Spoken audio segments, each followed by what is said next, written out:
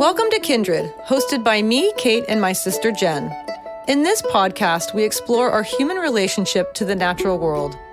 In connecting to this planet, we also connect to understanding, compassion, and empathy. How can we see ourselves as not separate or above animals in nature, but a critical and integrated part of an active ecosystem? Through conversations with animal advocates, scientists, conservationists, and many others, we look to inspire a new awareness of how and why we connect to animals and nature in order to repair and restore our relationship to the natural world.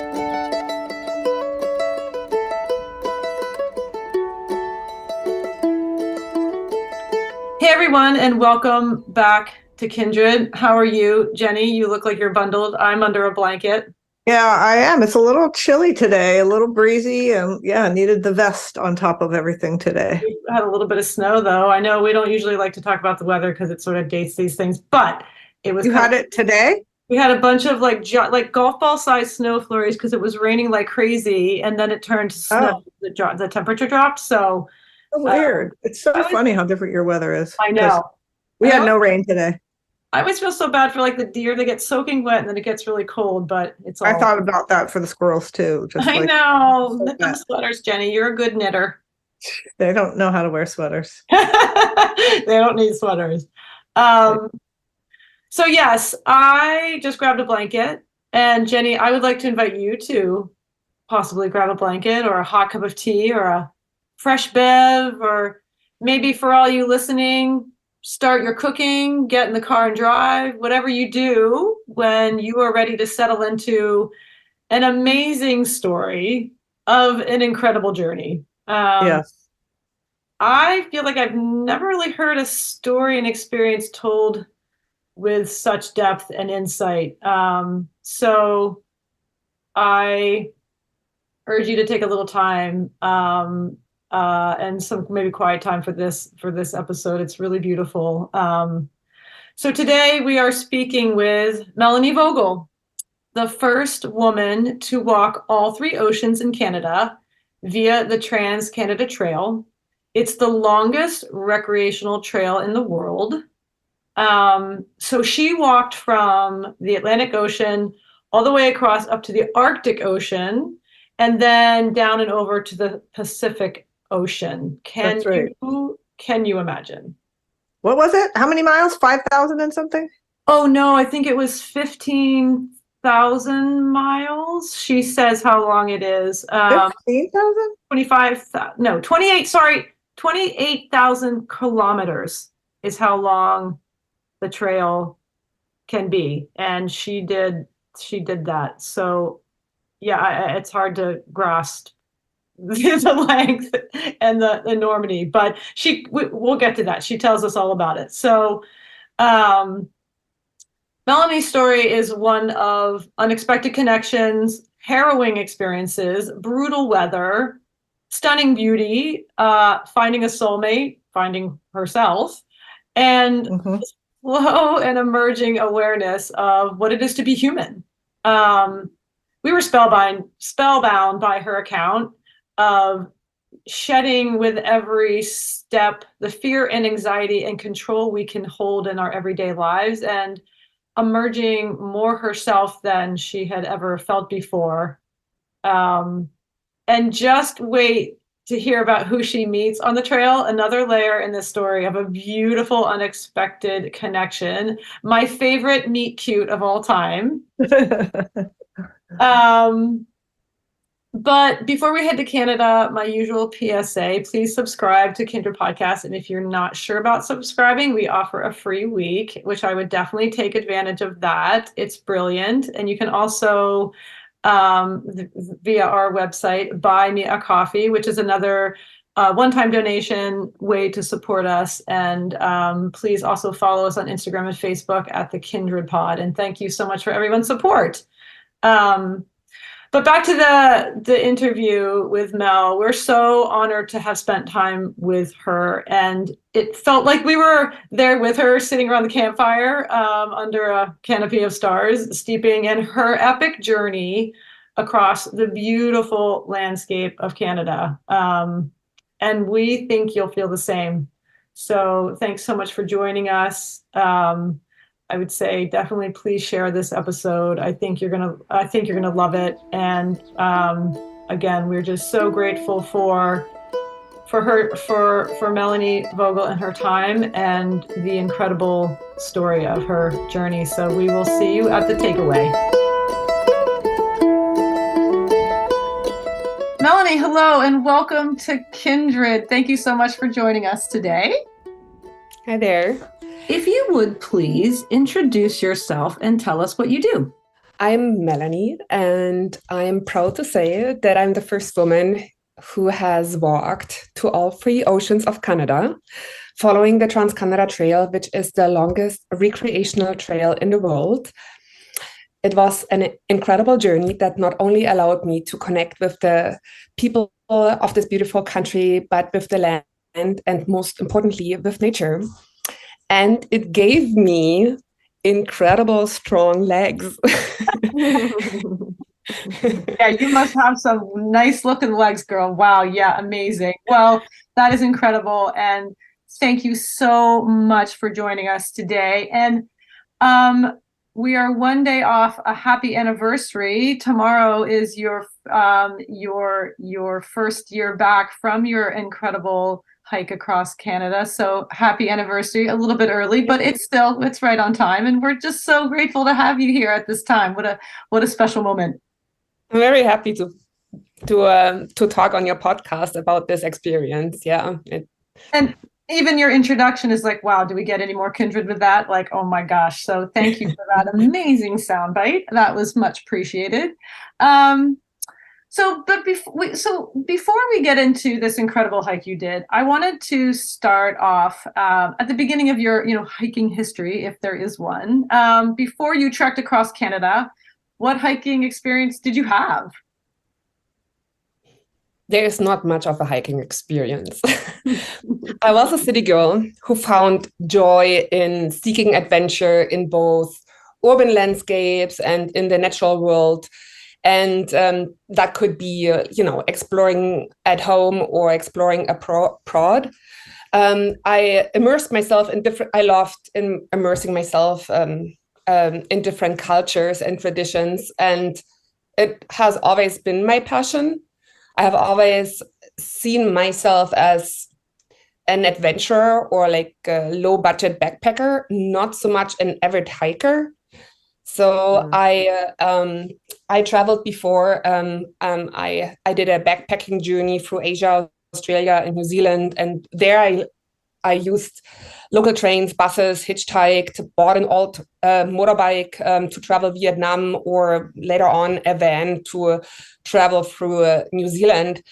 But I never really hiked except for occasional hikes that were part of that journey, but never my central focus.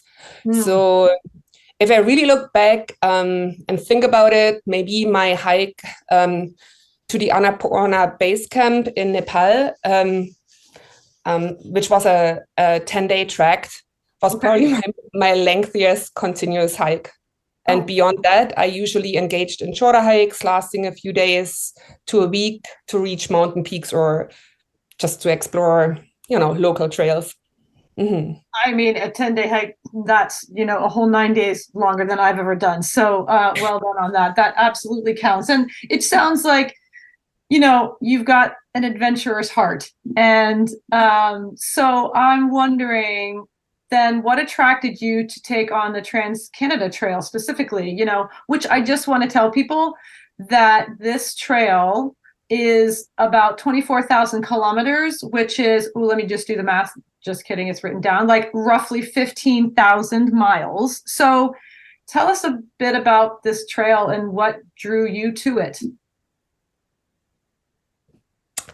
The Trans-Canada Trail by now is actually 28,000 kilometers long. Okay. It has, like when I began my journey in 2017, the trail covered about 24,000 kilometers. So you're right.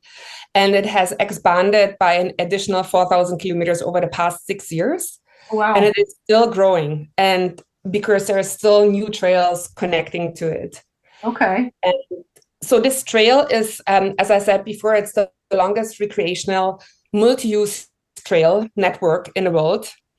There is really a strong emphasis on the multi-use, as the trail offers a variety of different trail experiences. Like, for example, you have wooded trails that wind through forests. Then you have sections that are converted rail trails for walking, running, cycling.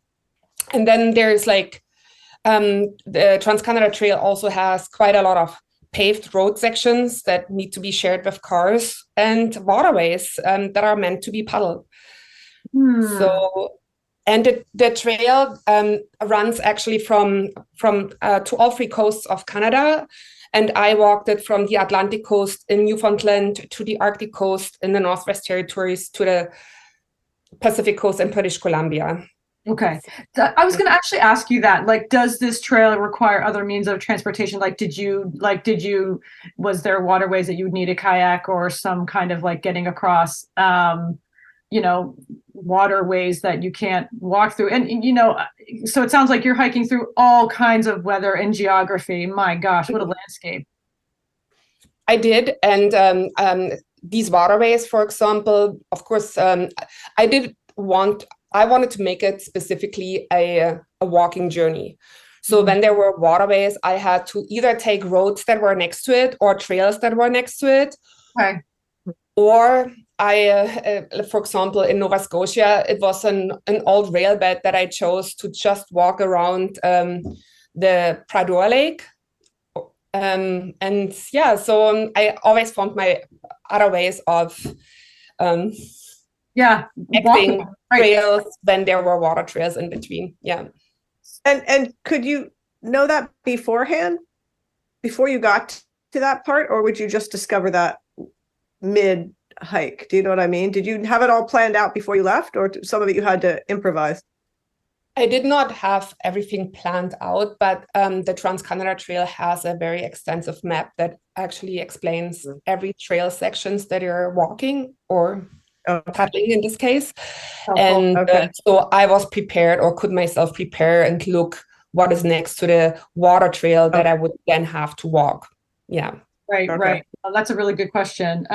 So just to be clear, so if you're looking at a map of Canada, so it starts on the east coast, like at the edge of the water, like in Nova Scotia, and then all the way to British Columbia. Is that correct? Just to give people an idea.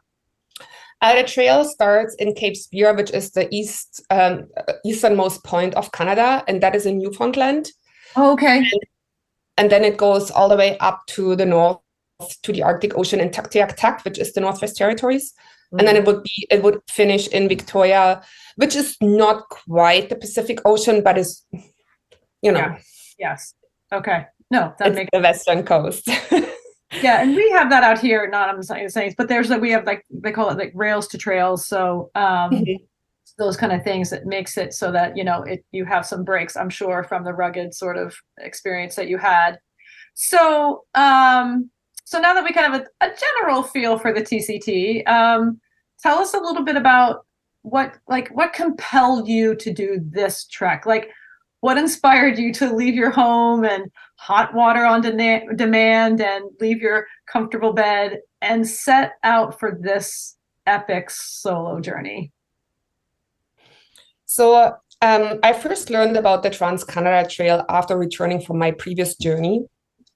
And when I was ready to leave society again, which was about in June 2016, and I dreamt of new adventures, the thought of this trail, emerged from my subconscious. And I made this really very spontaneous decision to hike that trail that I had only read an article about in one of the many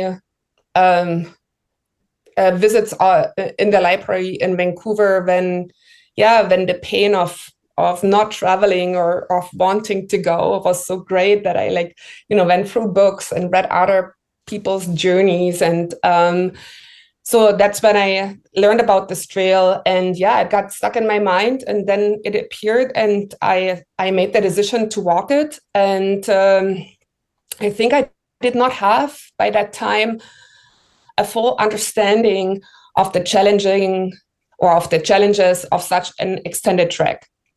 Right. So I had to learn, like it took me about 10 months to learn about not only the trail, but survival skills and just the hiking experience of or the experience of hiking such a long trail. So I would like watch YouTube videos about other long distance journeys and just to learn how people would cope, what they would bring, the situations that they dealt with. And part of my inspiration was actually Sarah McKee, who undertook an incredible journey from Siberia to Australia. She walked it too. Wow. Yeah, and her expedition was so inspiring that I wanted to do such an epic journey on my own. So she was one of the main drivers to say, that is a woman. She did something like this. Why not me? And what's her name again? Sarah who? Marquis. Sarah Marquis. Okay, we will tag her in this episode. We'll put her story on our show notes. But so Mel, it's really interesting. Like back to what Jen was asking, like how, I mean, you're talking a little bit about your prep time, right?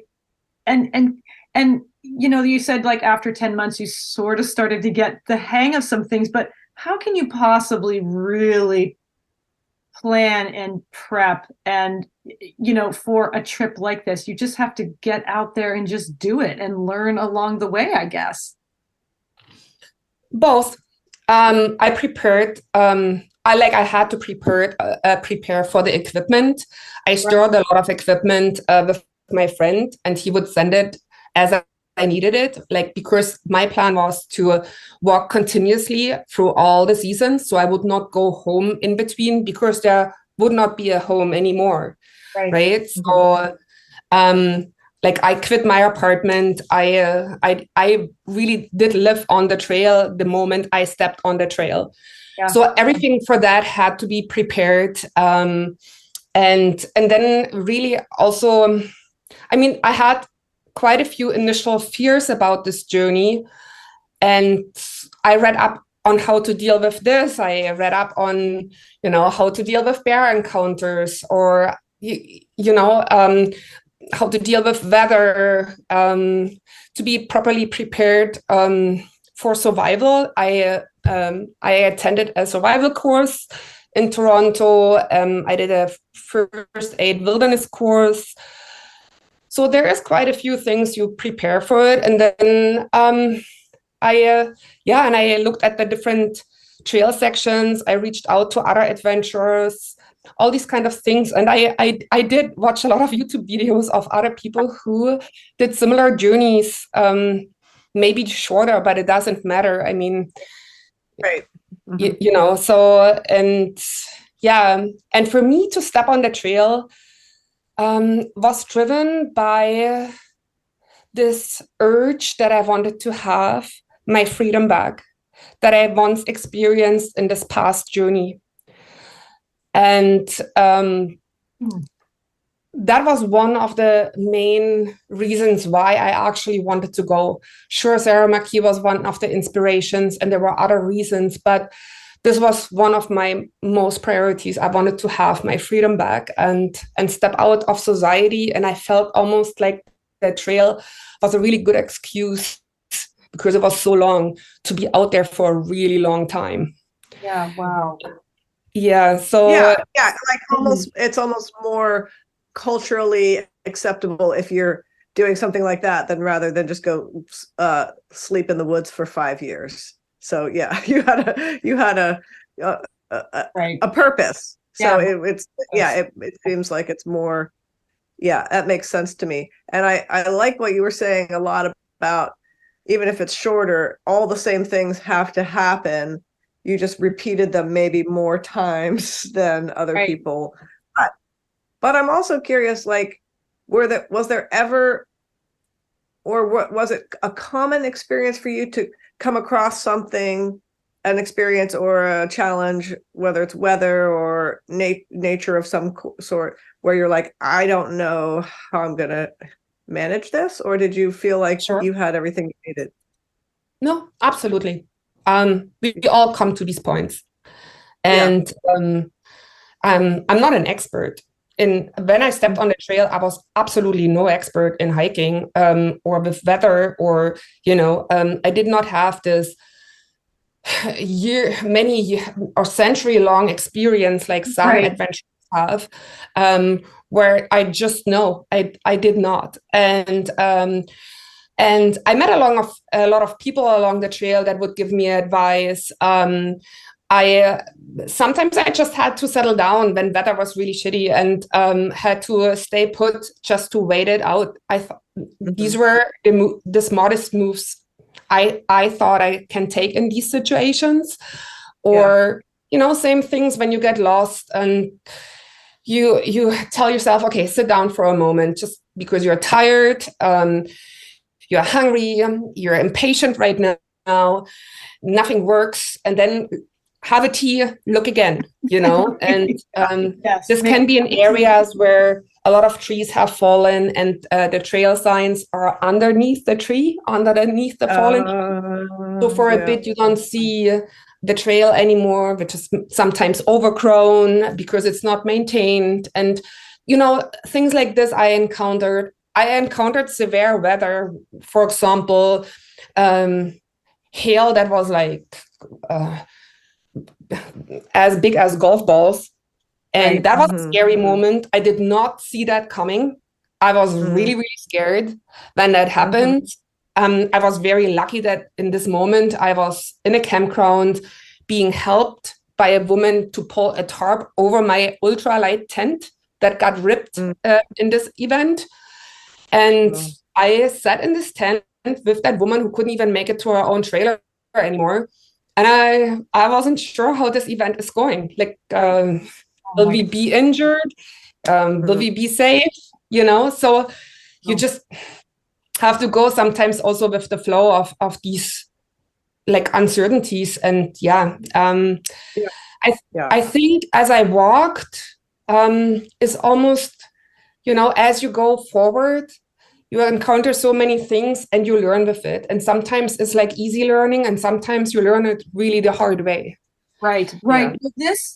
This makes me, I'm so interested too about what you were saying. You wanted to gain your freedom back at the top of this part of the conversation, and then combining that with your adventurer's heart. And then, so what you're saying right now is leading to my next question, which is, did your energy and focus shift at some point along the way from your previous experience of being human, right? Like after being out in the wilderness or the landscape for some time, did it awaken your primitive or mammalian senses in a new way at all? So my energy and focus fluctuated, and it shifted, but never truly away from being human, because I was never too far from communities, and I was never for a really, really long time alone. Okay. But I was alone, and I had to deal with a lot of things alone, and I slept in the forests alone, even though I would meet people throughout the day. But then there was always like some sort of human presence along the path, which the Trans-Canada Trail also advertises to say, I think they say next communities or settlements, whatever, houses are not more than 50 kilometers away from the trail, sort of thing. So there is human presence. But I still noticed a shift in my perspective and action. Like, I felt like that one of my greatest teachers was fear and discomfort. So fear taught me to depend on my senses and instincts more fully. Right. And I learned, I'm sorry? That makes sense. Yeah, totally. Yeah. So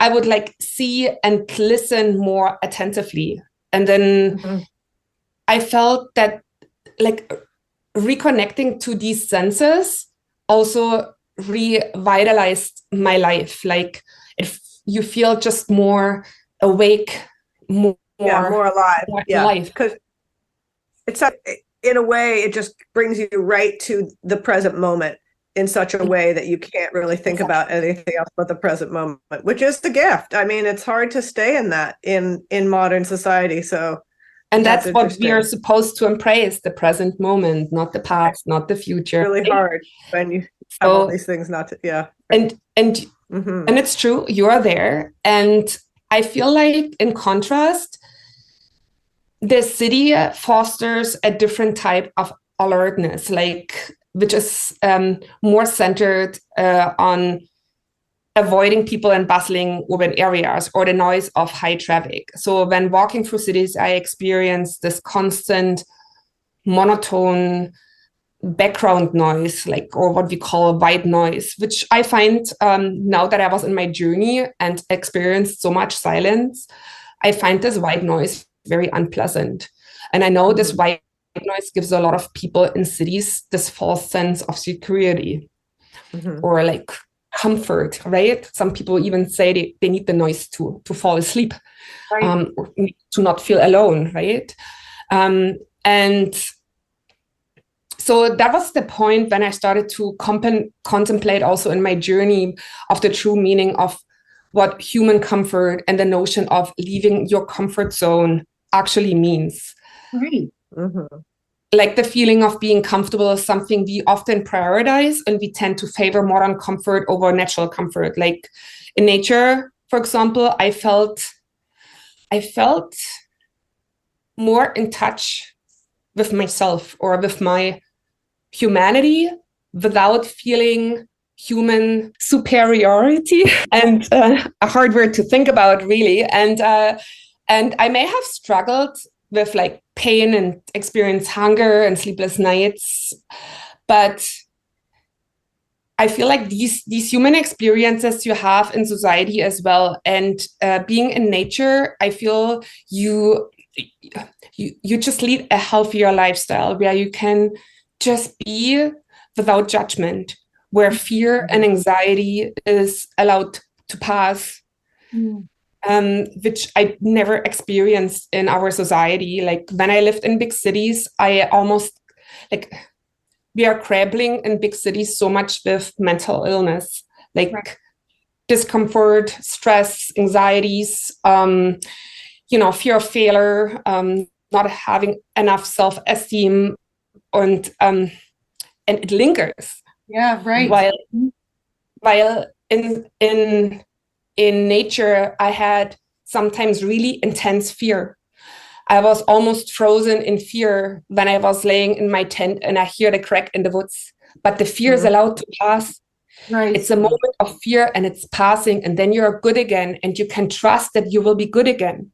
And that is not the same thing I experience when I'm in society. That's so fascinating. So did you? Yeah. So then you did find true comfort in nature in that moment. And did you expect any of these feelings? Did you expect this to happen? I didn't think about it, but in preparation of this podcast, because I haven't touched my writings and photos for a long time because I started working, I went back and reread what I wrote in the very beginning of my journey, and how I just embraced, almost in a very poetic form, being out there in nature, how happy I was, how just all these very deep emotions of this inner peace and contentment. And I'm just, no matter how hard the struggle was, I was just, this is life. This is so beautiful. There was no regrets. No matter the blisters on my feet, there was never this thought of going home. Never. So it sounds like something hugely shifted for you in that sense of in almost like from what I would say this primitive living, but just the simplest living, and how your senses were awoken but I'm so fascinated by what you're saying, comparing it to like living amongst people and lots of frenetic energy all the time. Like you can be terrified out in nature, but then it's gone, and it really is gone. And for you, Yeah. that Yeah. not Right. not necessarily leave in a suburban sort of urban setting. I find that that's unexpected for you to explain that to us, and I find that really fascinating. So if you talk about this fear, it's also like, you know, the logical fear versus where you have to be cautious versus really the unlogical mind that runs wild when there's like the possibility of danger, which may not even be there. Oh my gosh, It's wait, just like hold on. So pause on that 1 second. You just said that's fascinating because you just explained that it's really awakening the logical mind, not what you think might be. It's not your anxieties or your fears of the past or what might happen in the present, but it's actually I've never thought of that logical fear, like what is happening in the moment. That's very real. well, the thing is, like, we're often driven by what we've learned we should be fearful of Right. versus what real fear is. Right. And discomfort, like you were saying, what actually is discomfort, right? It's kind of in that same sort of vein too. Mhm. Well, And and what came up for me when you were talking was that fear of like hearing a crack in the woods when you're lying in a tent. What came to my brain was a primal fear, like I could die. Like for me, I do not go out in deep woods nature because I'm terrified of grizzly bears. Like I have a primal fear. And somebody said, "What, are you afraid of being killed by a grizzly bear?" I said, "No, I'm afraid of living through a grizzly attack," because to me, that's a primal fear. But you're so right. When then it passes, then you're good. And it's not the same as these anxieties that hum like the white noise underneath everything, which is what I also thought of when you were talking about that. And just very interesting that it might take a different kind of courage to face those primal fears, but they don't debilitate us or cripple us the way these anxieties of living in society can. It's very fascinating. Absolutely. I so agree. I've never thought about that anxiety and the constant hum. It is so like synonymous to me. So I'm going to jump ahead a little bit because one of my questions, which we're already talking about, is, literally for us, it's wholly unfamiliar, this long distance trekking. And you would assume that I would think like Jen, you're saying, the further you get away from civilization, the more afraid you might become. But your experience as a solo hiker, it sounds different. So talk to us a little bit about where did you feel the most safe and where did you feel the most vulnerable and unsafe?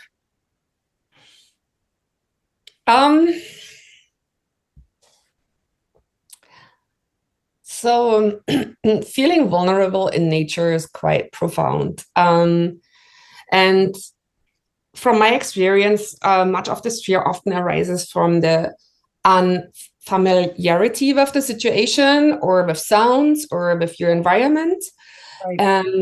And what's interesting is that what I said already before is that that this fear is often not really based on logic. So, I can hear, for example, a crack, a sound next to me, and I had this in the very beginning. I did not move. I was so scared. And in the end, it was probably just a squirrel.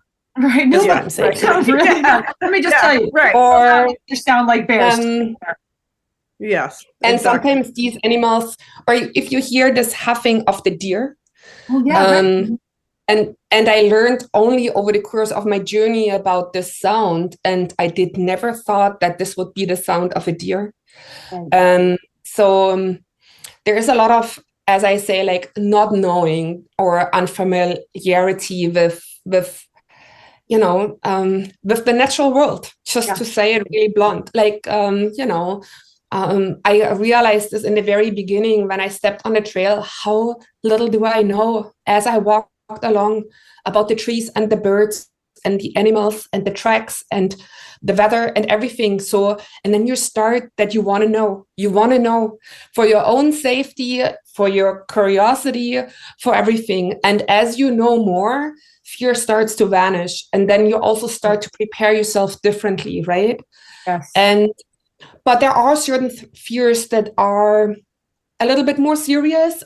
For example, I'm a woman, and in this case, I believe there's an ingrained fear of men that we women carry, which comes from this evolutionary instinct to be cautious, as men historically had the potential of physically harm women, right? So, or be a physical threat to women, and while this is important to acknowledge, I always also said that I met countless good and supportive men in my journey.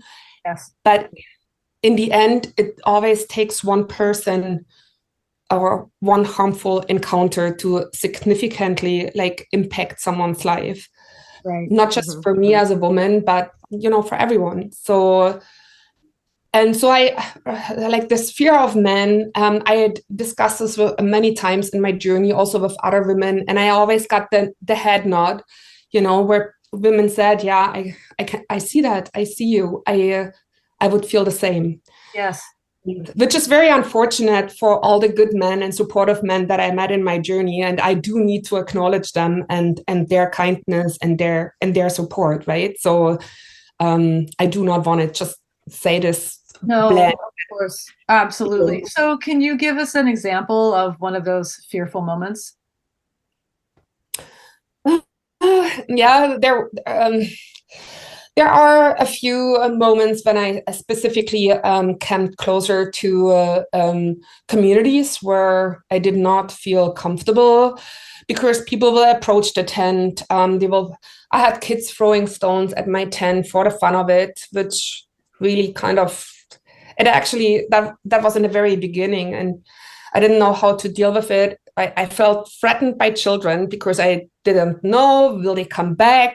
Will they then, and towards men, I did have an encounter where someone said to me, me walking into the woods at sunset, that he said, I will look for you later, offering me a place to stay, saying, you probably didn't have a man for a long time. And I'm like, I'm not interested. Right. And no, you don't need to come. And he persisted, and it scared me so much. And it was the whole situation of this encounter while the sun is setting, while walking into the woods, Yes. not knowing my environment over there. And I was really scared, and I was really frustrated and angry about this encounter, that he put me on this spot, that I felt all these emotions, which was so unnecessary. Right. And often we probably brush this off and may say, oh, that was, just a joke, or just, nothing serious. But it is serious, because I'm alone as a woman walking into the dark, into the bush, and I want to feel safe. Absolutely. No, very serious. These kind of conversations. I would have been scared, and then I would have been really pissed, actually. Yes, very mad. How dare you? She's You so mad. have the right to do that. That's so rude. Yeah. And Mel, let's then tell us, I want to sort of if you don't mind switching gears a little bit and tell it, because you told me a story of a bear encounter, and I just think I'd love to compare this terrifying moment that you had, which is real active fear.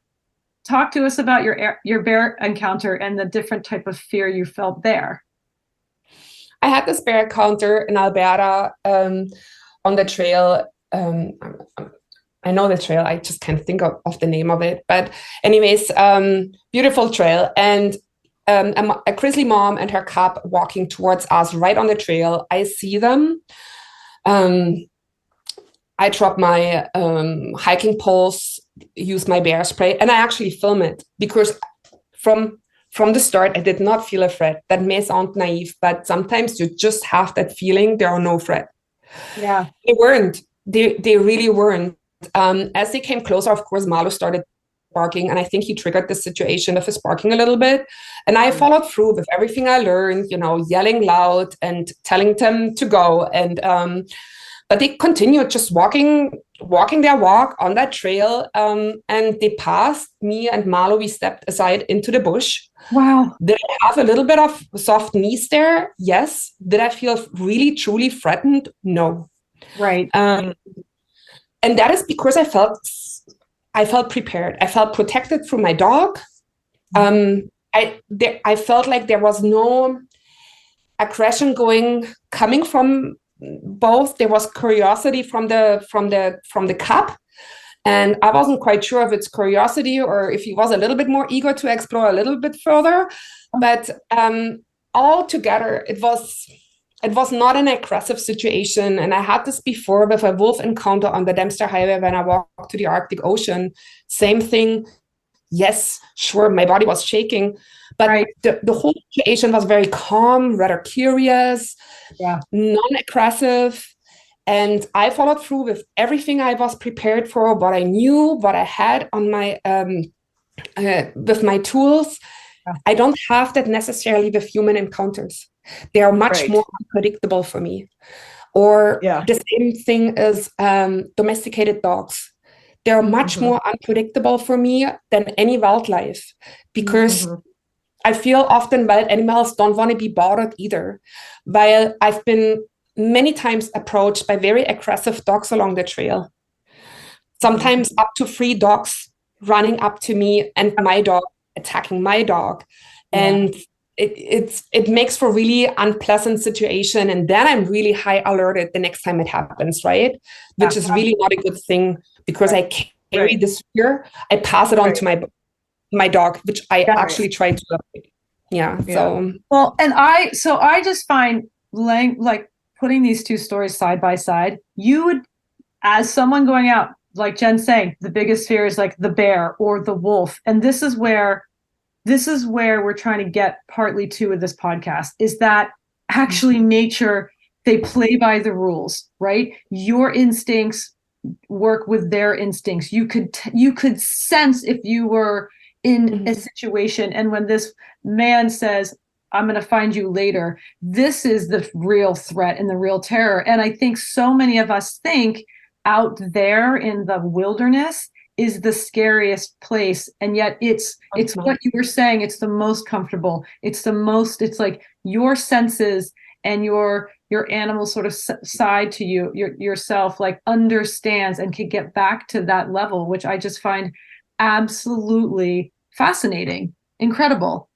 Well, and like you're saying, Mel, is that it's almost like you did the work of learning the rules of being in nature, and so you were prepared too. So that's, I think, why I'm afraid, is because I haven't learned the rules there. And so the impression is I'm safer in society because I understand how those rules go a little bit more. But I find it fascinating that the human being and the domesticated dog were scarier because of the less predictable nature of their behavior. And that is very, very interesting to me. I think that's right, Jen. I think like it's nature plays by rules. It does. Yeah. Wolf is always a wolf, and the bear is always a wolf. But a human isn't. Right. We don't play by the. We do all kinds of unpredictable, scary things because we want to, or all those things, But it feels like in nature, if you find aggression in another animal. For example, I met a very aggressive deer who had just a newborn, and she was very protective, and she really scared me. And it's a deer. Right. Then you feel like if you give the signs of you're like removing yourself from the occasion, you're backing off, you're trying to not be a threat to the animal, then that you can calm that situation. While with humans, that may not be the case. You can probably walk yourself away from the situation, but you're not sure if that situation is finished. Right. Right. Sure when the bear goes away, the bear is gone, right? Yeah, the bear's not going to be hiding around the next corner. It's not doing this to you egg come Could and be, get you if it's later. a mean bear, can also happen, but in the rarest cases, yes. Yeah. Okay. Fair enough. Yes, Yep. so That's fair. but, Yeah. Yeah. with this human, for example, because he insisted that he would come and look after me, that I would move on now, not knowing, do I meet him again? Is he truly coming? Is he really, And I started running, and I felt actually a refuge in a home of two ladies whom I told my story. I was completely exhausted, and I had such an adrenaline rush through all of this. I could stay with them because I was too afraid to just go, and then this is not my area. It's the area of this particular human who knows the area. I don't know it. So I was very happy when they hosted me for the night. Well, God bless those two women. Thank goodness. Mhm. So I want to switch gears a little bit because you mentioned your dog now, Mallow, but I just would like to tell everyone you did not start out with a dog. So let's talk about how you found this sweet angel who's right next to you, this beautiful yellow lab. Is that what Mallow's made of? Yeah, basically, yeah. So this is to me like my dream come true, that I'm out in the wilderness and a dog is like, let's be best friends. And like, I can't imagine anything more magical than this. Please say it was magical. The clouds parted, butterflies landed, birds chirped, and then there's this precious dog that says, I'm going to go on this journey with you, whether you like it or not. So tell us this story of Mallow. Yeah, so I had just completed my second long and cold winter in Manitoba. And that's when I encountered Mallow on the trail. Okay. It was the end of March in 2019, and there was still snow on the ground, but the worst of the winter was basically over. And I was accompanied by Dave, who walked with me for 2 days, and he and his wife hosted me back then. And as we walked the second day, Mallow showed up out of nowhere and super eager to walk with us the 25 kilometers that day. And we kind of like, it's kind of cute, no? And he had no collar, no identification. And we started to discuss what to do. And we decided to go back to the area, and we knocked on the few houses that were in this area. There weren't too many houses in the area, and nobody knew the dog. Oh. So what I agreed with them is that I would continue looking online if maybe someone's making a post on local Facebook groups. They said they would look locally if someone is making a note, putting a note at the board in the supermarket, or so if they hear something. I mean, it's a very, very rural area, so there's like not. I assume people are knowing each other, and if there's a dog missing, then they will know. Right? Yeah. So we kept our eyes and ears open for about a month, and then nobody came forward. And so after 1 month, I stopped looking, mostly because I had already formed a loving bond with this little guy who was like, it was just amazing. He would walk with me all day, stay by my side. He wasn't on the leash. I would put up my tent. He would sit next to the tent as I put it up, wait patiently so he can crawl inside. And it was just like so heartwarming. And then, after 1 month, I brought him to the vet, also because I kind of got worried, because sometimes he ran into the bush and he came out bleeding, because I don't know what happened there. And I wasn't sure if he has any vaccines, and he wasn't neutered. And so I also microchipped him, and then it was my dog, and I called him Mallow after the area where we met to have a reference. Okay. And, the rest is history. Well, right? Not quite, because, everything, like, it sounds all very romantic to say, okay, and then I took this dog and he walked with me, but I had a lot of worries and a lot of concerns, and we went through a lot of challenges in the beginning because he was not a trained dog. Yeah. He was a very free spirit. I'm pulling a wagon. I'm exhausted. I'm taking someone on, Yes. and I'm not really sure about the logistics. And can I cope with it financially? Right. Because I lived on a very tight budget. Mhm. And what happened, and that's a beautiful thing, is like by then I had quite a social media following, and it seemed like all my social media fans and friends adopted this dog with me. Aw. The money I had to spend on the vet or for food or, to get him the right gear, people would donate towards it. And so this was a huge relief for me. And then there was the other aspect of what I had to handle on my own was to train him.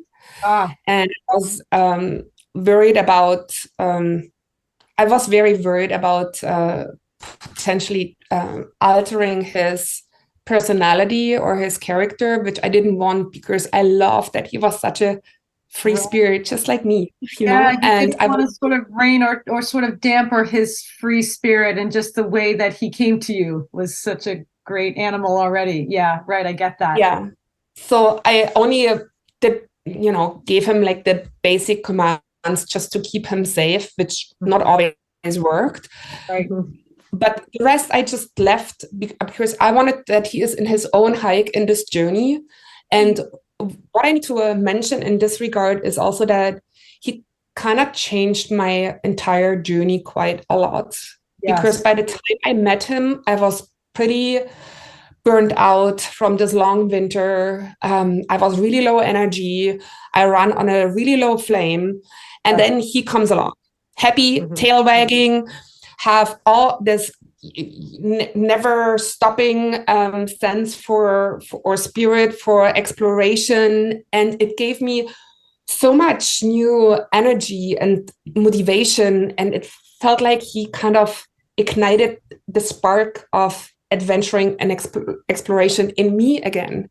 Yes. So, and that was a very beautiful part of having him on my side. Yeah. Absolutely. I mean, I can so see that. And like you're saying, okay, yes, it was kind of, like I said, was all beautiful and very romantic. And then, like you were saying, though, now you have him to think of. You have another person to think about, right? You have another being to think about. Now he's in your care, and you're balancing that. Though, but he's a free spirit. He found you. He's on his own path, and he's chosen. That dog absolutely said, "I'm going with her." And he went with you, but the way that he already came to you. And I think that you're honoring that, and you're seeing that, like, okay, let's do a couple basic commands. Maybe they work. Maybe you wait for a second so you don't go after the bear or other, domestic dogs type thing. But I love that. But this is what being in relationship is, right? There are these things. Now you have to think about this other being.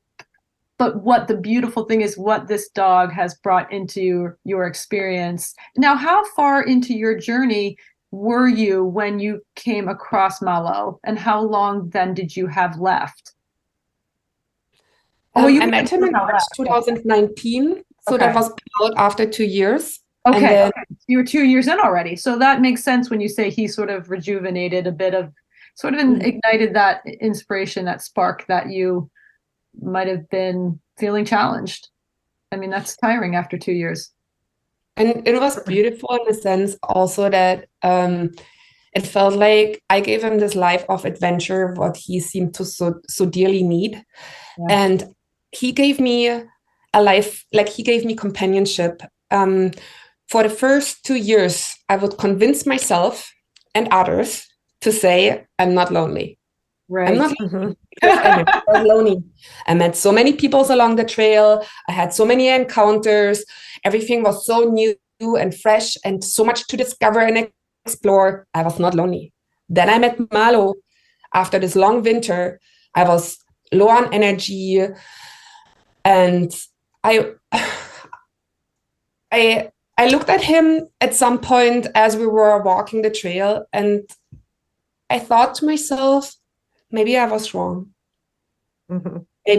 Maybe I was lonely a little bit, because from then on everything was just better. Like every lunch break, settling in at night, waking up in the morning and cuddling with him, like just, or even walking through my day, seeing his tail up, wagging, singing songs about his tail. I know it sounds silly, but that's what you do on a trail when nothing's going on every day. I do that in my own house. Forget the trail. This is there's a lots of every animal has a song. So God forbid anyone hears them. But yes. Well, I don't know if it's an interesting question. I have a very curious question, which is, so then after doing 3 years of hiking with you, coming back to civilization, is he like, Mom, are you kidding me? This is our life now? I mean, how was that transition for him when you just adventured all day, every day, and then that came to an end? Well, and I'm going to add on to that the same question. Like, how was that for you? How was that for both of you? Like it's so true, Jen. Like here, your mind, body, and spirit were like in this space. You're both far away from the day-to-day suburban life. And was there like a re-entry process for you both?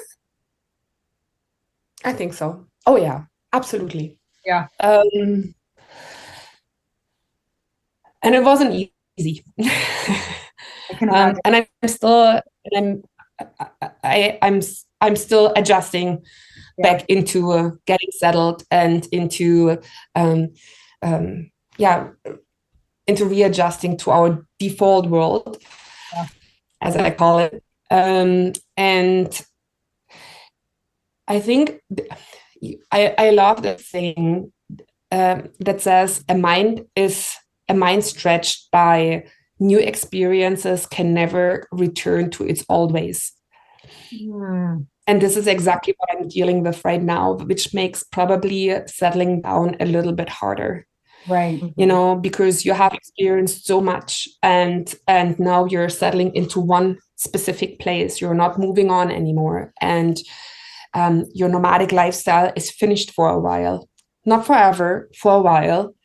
And settling down, you're dealing with the same people over and over again, right? So, and I didn't have to deal with this in those 5 years, because I was constantly moving on from everything. And it's kind of funny, because while I was in this journey, I was like, towards the end, I was like, okay, I'm done. 5 years is enough. I thought in the beginning it's 2, then I added the 3rd ocean, then COVID happened, and now it's 5. And I'm done. I want to see my family. I want to do other things in my life. I want to do some hobbies. I want to go back to sewing, or, go foraging in the woods and try mushrooms at home. And, simple things like have a kitchen, have a bathroom, have a nice cozy bed, and not always sleep in a tent or in other people's homes. And so there was this longing of settling, but then there's the challenge of settling. Yeah. And to tell your mind that you will be now here in this one place for a while, until probably my desire to go will become so strong again that I will move on. Yep. Right. So, and seeing Malo during this time, we both had to kind of heal from, bodily, physically heal from our journey. And seeing him sleep so much during the day is it made me a bad conscious. He probably didn't mind, but it made me a very bad conscious. And I was so used to be together with him 24/7. And now I had to go to work, sometimes stayed longer, had other things to do. And we would be so often not together anymore. And that was quite a change for me. So I'm not quite sure. I can't ask him how it is for him. Yeah. But he does come very close to me when I'm at home. So I know he misses me. And I know when we go for walks, this eagerness never gets tired. He's just so I walk with him, and when I see him out there, I often think, no, we need to go again. When I Right. see you out here, when I see myself with him out in nature, I feel like I don't know what we're doing here, like with our life, and but He mirrors what you're feeling too, isn't it? I mean, you both are feeling that way, and you're thinking that, the love of his love of walks and being out. He's like, okay, this is like, I had a dog like that. It was her best time of day. It's like where she was the most balanced, she felt the most happy is when her and I were out walking. yeah, It's truth, that's about how I am. I'm the most happiest when I'm out walking, when I'm in nature. Yep. This is something that has like this has changed so much for me, because as I said in the beginning, I was always a city girl. And now I live in a small community which I never even intended to live in, because I cannot live in a big city anymore. I need nature at my doorstep. Yeah. I need to be able to go outside and be in nature. Yeah. That has changed quite a lot for me. Also, this appreciation and admiration for nature, because I experienced so much healing through nature. When I went back reading through my journals, how I talked in the beginning, how just in the first 2 weeks already of hiking, how certain physical pains vanished from my body. Right. How I experienced contentment on the trail that I never truly experienced in society. And I heard myself saying in this journey, I wish, or that the contentment is, I feel it is only skin deep, and I wish it could settle into my bones, that in moments like this, then, when I cannot be in nature, when I cannot be in that happy place, that I can still be content. And I did not reach that state, not yet. And so this is something I cherish for me. Like, I'm a person who has become very rootless. So I'm not really sure for me where home is. Home is for me right now here in this community, or, but then I also say I go home to visit my family in Germany. So there's like the sense of homecoming, or it becomes very blurry. In between, I said the road is my home. When I was on the trail, I said the trail is my home. And when I really sometimes think about it, I feel really the best place of really considering home is for me now nature. I can rest there. I feel rejuvenated. I feel at peace with my mind and with my body. I feel the happiest of myself. I can just be, no judgment. And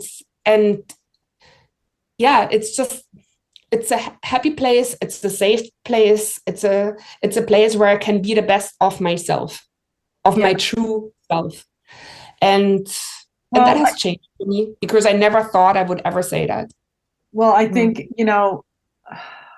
I think many more of us, whether that's true for everyone, I don't know. I think it's true for many. I don't think it's true for all people. And yet I do think, though, what I love so much about what you've just said is it's being out where our species was born, out where you were. Our species was born to be deeply interconnected with the landscape and the environments and the ecosystems that we work in. And I think not everyone needs to walk across Canada to feel that. And yet what you've experienced is again, even if you do that for an hour a day or an hour a week or whatever it is, I think, innate in our humanness to, and you had said earlier, you didn't expect any of that. You were like, I want to go, I want to be out, I want to do this. And these things that you've kind of come across and connected to were unexpected. And yet I think very, very basic human feelings and experiences you're having. And I just want to end with asking you this last question. I feel like we're very clear on why this conversation is really important. And for me, this is why. But for you, why was this a conversation that you wanted to have? Why is this important for you? I think it's important for me because I see how I felt it myself before I left, and I see it clearly how disconnected are we as we humans are from nature. I feel, or I want people to understand the importance of our relationship with nature, because this connection stems everything we seek, like happiness, self-care, radical acceptance, the ability to learn how to pause, to slow down, or to embrace change, to not be afraid of this, because that's how we evolve. And because nature sets so many things in perspective, like we have become so comfortable to live in these very sterile, gray, and just very monotone environments. And I just I want people probably to understand that there's more to this, that there's like true happiness is not found in consumerism and in small patches that we created to find a little bit of relaxation time. But we need to really go back to nature and to understand that we are part of all of this, that everything is interconnected, that there's, I don't know, so much contentment awaiting us out there. Right. I don't know how to say this best. I think it's also important because we are so disconnected from nature. We are also destroying nature at such a fast pace. Yes. And that's why I feel people really need to understand the how good nature is for us by going there. And I'm not saying going there for entertainment, like taking your ATV to cruise through it, or things like this. No, I mean, go in nature, walk, sit with it, understand it, embrace it, see what's there, explore it. And then when you understand nature, protect it. Because once you connect with nature, you will automatically want to protect it, because there's no other way. There's just no other way. Well, that's exactly right. And I think that's so beautifully said. We understand exactly what you're saying, and you're explaining it perfectly. And I think that's what we here are trying to do, is just ignite a little inspiration to reconnect to nature. What we find out about ourselves, what we find out about the connection we can have to the natural world. And then it's so true. Then what you love, you want to protect. And I think exactly what you call home, you want to protect, right? Absolutely. And it's like your people, right? The trees, the rivers, the weather, they're all these beings in your life. And then you have this kindred spirit, Malo, that came to you. And I think, your experience is just it's almost overwhelming how inspiring it is. And I'm so grateful to you for talking to us today and sharing this experience and the effort in retelling your story. And I really appreciate it. It was just incredible. There's so much to think about. Again, like, you've bent my brain a bit with some of these concepts that you experienced. And I really want to dig deeper into some of them. And I think they're just exactly what we believe. Even if we haven't experienced what you've experienced, I know what you're saying to be true. So, but everyone can, I mean, I experienced everything what I experienced was a day by day experience. We don't need to have this row of days to experience all of this. We can just go out on a weekend and experience all of that. We can go out on an afternoon and experience everything that I explained to you. I don't think you need to be days and days and days in nature to experience all of this. You just have to go there with an open mind, and you have to go there. I'm just putting so much emphasis on the act of walking, because we are so fast paced all the time that we don't see anymore. We don't listen anymore, so we don't smell anymore. We're just like, we're there for this quick, I don't know, excitement maybe, or to just see something. We have a goal, but we don't see along the way. We don't experience along the way, because everything goes so fast. We have no time anymore. And I think this becomes important. It becomes important for people to slow down. And walking gives people the chance to slow down and actually experience the world around them. That's exactly right. We're just all whizzing around, trying to get to A to B. Always running. Just always running. Well, Mel, thank you again so much for joining us. What an incredible conversation. Thank you, Malo, for your canine support, not only through your beautiful hike, but also through this conversation. He is such a dear, sweet face. My goodness. I mean, yeah. Thanks so much for having me on your podcast. I really enjoyed talking to you. I was a tiny bit nervous, but I think I got some points across. Oh, you are wonderful. So yes, thank you. I would love to keep in touch please let us know your next adventure and where and when. And, I know you're somewhat active on Instagram. We will connect you through links in our show notes on our website, but best of luck to you. I hope you have a lovely walk today with Malo if you get out. Happy anniversary. What an incredible thing. So thank you so much, and please take care. Yeah, you guys too. Thanks for having me once again. Thank you.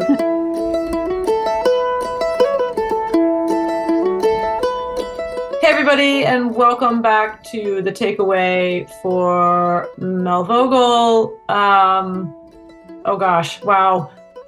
Like I said in the intro, I feel like this conversation, wow, her insight and her ability to know and see, remember, just her experience on such a deep level. I just have never heard anyone talk about doing such an epic journey like the Trans-Canada Trail that she did, and just and with such awareness. I felt like, I don't know if she agrees with that, but I thought it was really incredible where she talked about instinctual fear, and like, I'll call it instinctual fear in contrast to anxiety fear. Like, she was talking about how she felt in like urban and sort of suburban and being around a lot of people. And, I would think as you get further away from quote unquote civilization, and she said she was never too far. Like the trail, there's people around, right? She had access to people in,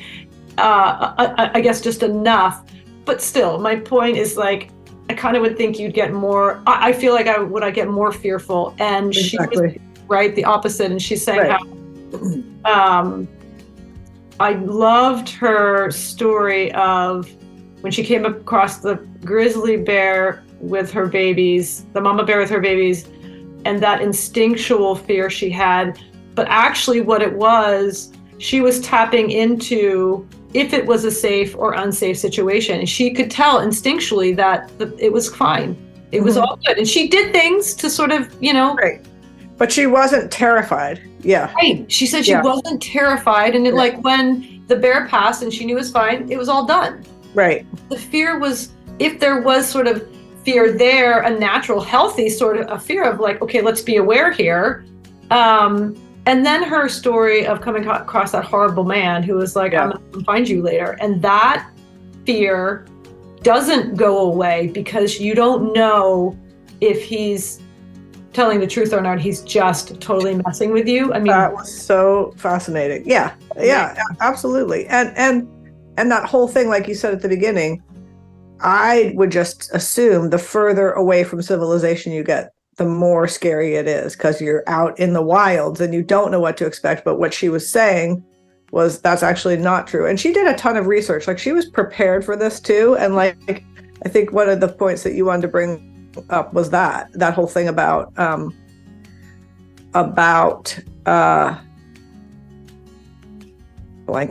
about when that nature plays by the rules. Yes, that's right. Yeah. Yeah. Which it makes complete sense. And, thank goodness that she had that sort of in her tool bag going into this, because I think otherwise, that long journey, years-long journey would be pretty nerve-wracking. So it was actually kind of cool to hear, oh, no, this was actually very peaceful for her for the most part. Right. Yeah.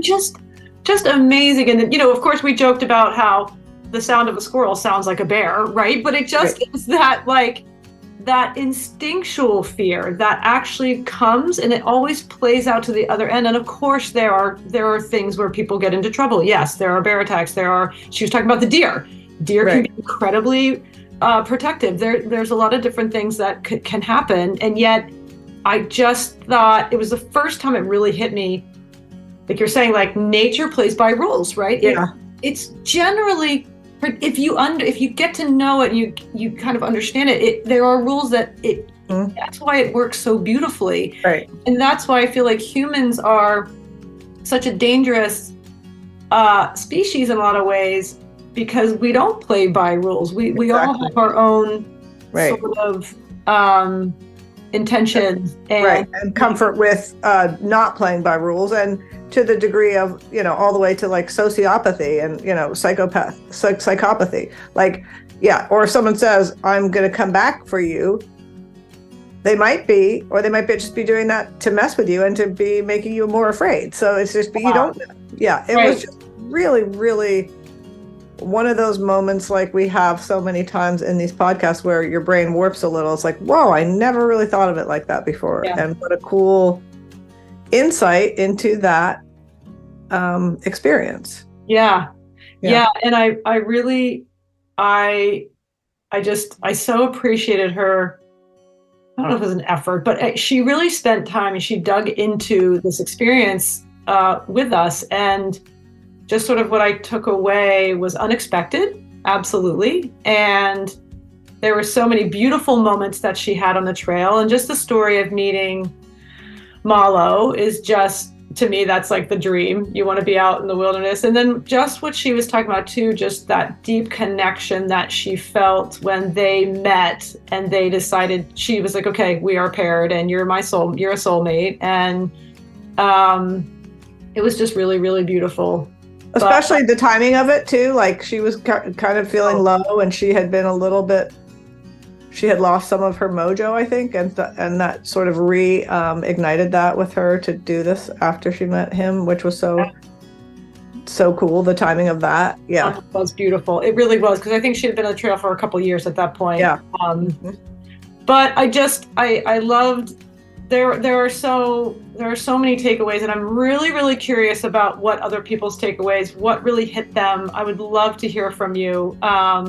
Please contact us via our website, thekindredpodcast.co. You can email us. I would love to hear from people on their perspective of this and just sort of the experience and what they thought going into it would be, and then what they've taken away. We haven't actually said that in a while. Let us know. Like we would love to hear just your experience of it, and what hit you about it, and what you loved, and what was surprising. That's just very fun to hear what other people have to say about it. So absolutely. No, I agree. We'd love to hear. And again, just thank you so much to Melanie for sharing this epic story. And just the fact that she was the first woman to do this is so inspiring, in the sense of a woman specifically taking this on, and her bravery, the courage, and just her dedication to it, and what she took out of it, and what she brought off the trail was just, the manifestation of Malo and everything else was just absolutely incredible to hear. And of course, you can find show notes and guest links through our website, like kindredpodcast.co again, and you can sign up for the newsletter. Please consider subscribing to the podcast. We are a small, as Kat always says, our producer, we're a small but mighty team. We could definitely use the support, and And follow us on Instagram and Facebook at the Kindred Pod. And again, what a beautiful conversation, and one that I will cherish and listen back to again. In editing this, I got even more out of it the second time around, which was great. Mm-hmm. So please share this episode for all your hikers, campers, outdoorsy people. I think they're going to really love it. Anyone who's inspired to do this kind of hike, I think it will give an incredible perspective. So thank you so much to everyone for listening. We hope you are well, and lots of love.